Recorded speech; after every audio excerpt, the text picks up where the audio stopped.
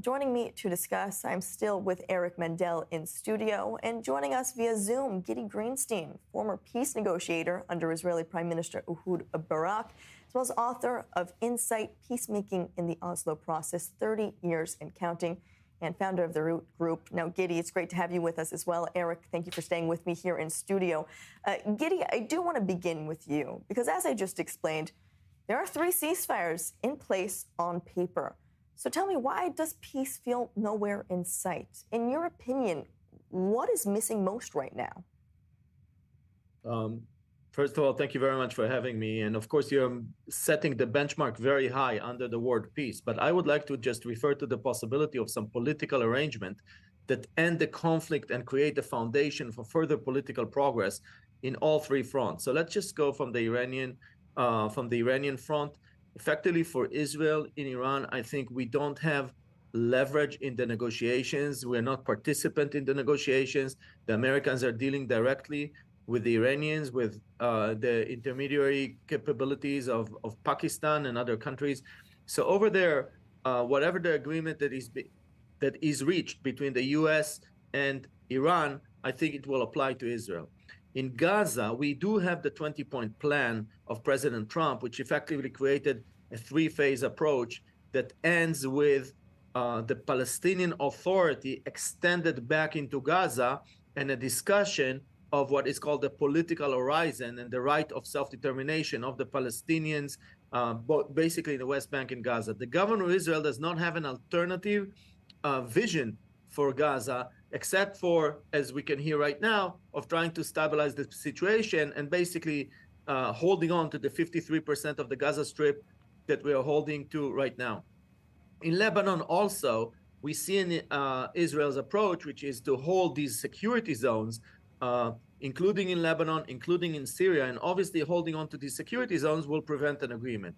All of that brings us back to the Americans. And the determination of the Americans to get an agreement will actually establish whether there is a political resolution to these conflicts or not. In Lebanon, I think it's the lowest hanging fruit, because in Lebanon, the establishing a permanent border, internationally recognized and bilaterally agreed between Israel and Lebanon, is definitely an achievable goal. And if the Americans frame this as the goal of their diplomacy, I think it can be achieved. In Gaza, of course, it's a little bit more, it's much more complicated, because the condition for removing Hamas is the introduction of the Palestinian Authority, which is right now against the position of the Israeli government. So I think in Lebanon we can see progress. In Gaza it's more difficult. In Iran it's not in our hands. Well, when it comes to the Palestinian front, we did see elections just held in the West Bank and in one Gaza city, Deir al-Balah, this one for the first time in 20 years. But Gidi, does this move Israelis and Palestinians closer to a viable peace process? Or even with these elections, does this just produce more fragmentation? I think that I don't think that we are in anything that is remotely close to what we may call a peace process. And even according to the Trump 20-point plan, the deliberation on the resolution of the conflict, or even some sort of a long-term ceasefire, only begins in the second phase of the second stage of the second phase of Trump. So let's call it in year 3 of the arrangements in Gaza. And the process has been moving much slower than originally anticipated. So we're not in the process right now of discussing the resolution of the Israeli-Palestinian conflict. But I do want to mention that President Trump has delivered 2 very important documents. One, in January 2020, what was called the Trump Vision for Peace and Prosperity in the Middle East, the Peace and Prosperity Plan. And that document basically establishes the starting point for the discussions of the resolutions of the Israeli-Palestinian conflict, and it is explicitly based on the principle of 2 nation states for 2 people. 5 years later, President Trump presents the 20-point plan for Gaza, and that plan too is based on the notion that there are 2 indigenous people between the Mediterranean and the Jordan River, and there needs to be a political separation and a territorial compromise. Again, the principle of 2 nation states for 2 people. We know that the current position of the Israeli government is diametrically opposed to this fundamental principle. So we are stuck. And maybe the outcome of the elections in Israel next year or this year, later this year, will create the political and diplomatic space that may allow us to move forward again. Year 3 of the Trump plan may move forward with more significant negotiations on a resolution of the conflict. Well, Eric, looking towards the future, especially of the year 3 of what's happening in Gaza, the Palestinian Authority does play into this, but how important is real reforms within the PA before any serious diplomatic track can even restart? I mean, can Israel, the United States, the region talk about peace if the PA is still seen as corrupt or ineffective?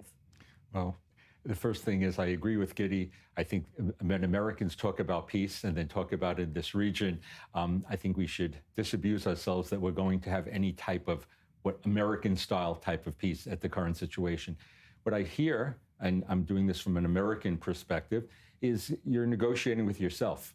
You have adversaries. I remember when the Trump peace plan came out, which was actually a very complex document. Bibi actually agreed to it. I think Abbas had said no, no, and I think 1,000 times no. And that was one that was really well thought out to give some autonomy. They are maximalistic. And they are not trusted by the people. And the current most recent election had some Hamas checked who the people were running. And I think that was inconsequential. I wouldn't reactivate that front at this point. You have too many other things going on. I also agree with Gidi. The low-hanging fruit here is Lebanon in the sense of getting something positive, something the president could be proud of. But I'm not optimistic that Israel will be allowed to degrade Hezbollah to the point that Lebanon can take over. As far as Iran, I hate to sound like Bibi here, but Iran is the key here. If the Americans don't have a plan for regime collapse to regime positive change and to empower the Iranian people, and is just saying, I'm only about nuclear, I'm only about ballistic, we're going to be fighting this again and again. And again, you guys are living with an existential threat. Americans don't appreciate that. The only thing they appreciate are gasoline prices. So you have different, what you have in the game here is so much more than that. But I think one of the things that I want to just say one further thing, this all gets back to the U.S.-Israel relationship. And you're about to have a new memorandum of understanding. You have a real, a Rubicon has been crossed with Democrat senators against Israel for defensive weapons. I think that if there is a new government, they need to, or if there's even Bibi's leading a government, you have to prioritize the U.S.-Israel relationship for diplomatic cover, to be perceived as partners together for research and development, and doing that is a national security interest of Israel. And all these other theaters, which are not going to be pretty, you need to have a close relationship, and you should be reaching out now to Democrats who will be in the House, maybe controlling the Senate, and maybe controlling the White House in 2028. Well, both of you are harping about how important it is for Washington. Washington is calling the shots here. But what about other regional powerhouses, specifically Saudi Arabia? Gidi, how does Riyadh play into any efforts toward peace in the region? Saudi's ambassador to Lebanon today said that Saudi Arabia needs to be center in rebuilding Lebanon, as well as curbing Israeli and Western overreach. Is there any way that Riyadh could be undermining Israeli peace efforts with other regional countries? I think that the Saudis have a clear interest in being a pivotal player in any future arrangement, specifically in Syria and Lebanon.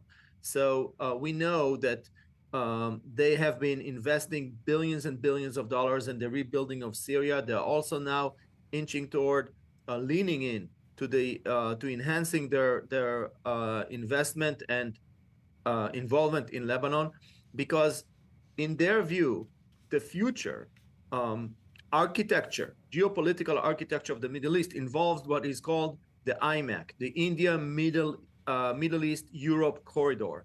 And that IMEC, which is sort of a corridor of energy and transportation, again, from India through the Arab Peninsula to Europe, can either go through Israel or it can go through Syria and Lebanon.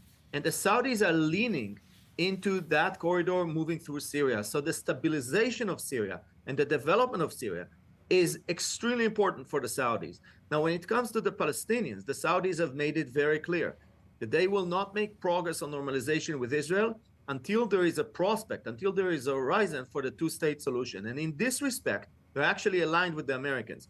I just want to offer your viewers the following idea. The architecture of American hegemony in the Middle East, which was created by Henry Kissinger in 1974, that led to the Israel-Egypt peace accords in 78-79, which later led to the Oslo process. It led also to the agreement between Israel and Jordan. It led to the Abraham Accords in 2020. That entire architecture is dependent on the quest, on the movement toward the principle of two nation states for two people between Israel and the Palestinians. And that is essential also for the stability of Jordan. Now, the current government in Israel has totally different ideas about the future of the region. And that's why Israel and the US are actually moving in the direction of some sort of a confrontation about the vision of the region. So in this respect, again, in that context, the Americans are totally aligned with the Saudis. So what we're seeing is that Israel is kind of moving itself into a diplomatic corner where its effect on a lot of these negotiations is decreased. I do just want to say something to what Eric said, to add to what Eric said. The Abu Mazen said no to the Trump plan of January 2020 as the end game. And what I said is that the Trump plan of January 2020, which Netanyahu actually framed as the deal of the century, is the starting point of the negotiations on the final resolution of the conflict, if and when we get there. But we do have a starting point for the negotiations that we didn't have before, offered by President Trump. And the last I'll say, the border agreement with Lebanon is a simple agreement. It's a real estate deal. And if the Americans lean in, they can get that deal. And that is a historic deal that will create a bilaterally agreed and internationally recognized border between Israel and Lebanon. I think it's also a huge achievement for Israel, but it's an essential stepping stone for future peace with Lebanon and also for the delegitimization of Hezbollah. Well, a lot of interesting questions and solutions that you both pose. Gidi and Eric, a very important discussion to have. Thank you for being with me here on i24 News and talking about it all. Thank you.